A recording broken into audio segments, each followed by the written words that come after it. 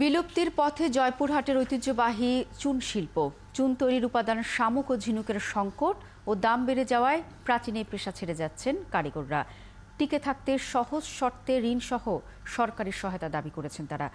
জয়পুরহাট প্রতিনিধি মুয়াজ্জেম হোসেনের তথ্য ছবিতে প্রতিবেদন। বিয়ে শাদী বা মেহমানদারি বাঙালির রসনায় পান সুপারি চুন ছাড়া যেন চলেই না। খালবিল থেকে ঝিনুক কুড়িয়ে নানা পদ্ধতিতে যারা এই চুন তৈরি করেন তারাই পরিচিত যুগী বা চুনারু নামে।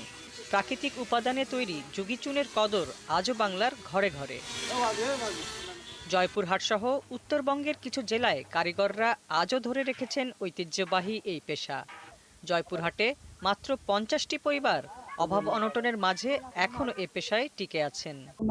বেচা কিনা ভালো মতন হয় না, সব জিনিসের দাম বেশি হয়, আমাদের খুবই কষ্ট।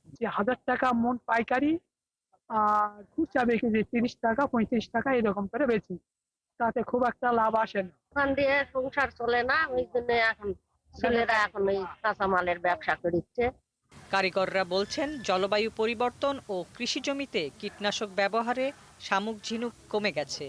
বিকাশে কম খরচে ক্যাশ আউটের লিমিট বেড়ে 50,000, প্রিয় এজেন্টও 2টা। দাম বেড়েছে কাঁচামালের, তাই গেল কয়েক বছরে লোকসানের মুখে পেশা ছেড়েছেন অনেকে। এখানে বহুত লোক ব্যবসা করতো, এখন বর্তমান অনেকেই বাদ দিছে।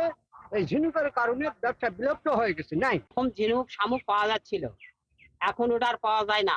এখন আমাদের কিনতে হয়, বগুড়া থেকে কিনতে হয় শঙ্খ কিনে তেমন লাভ হয় না।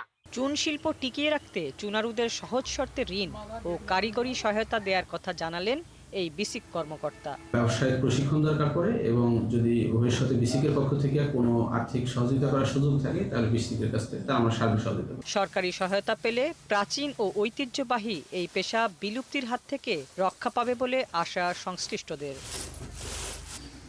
হাসিবা আলী বর্ণা, ৭১।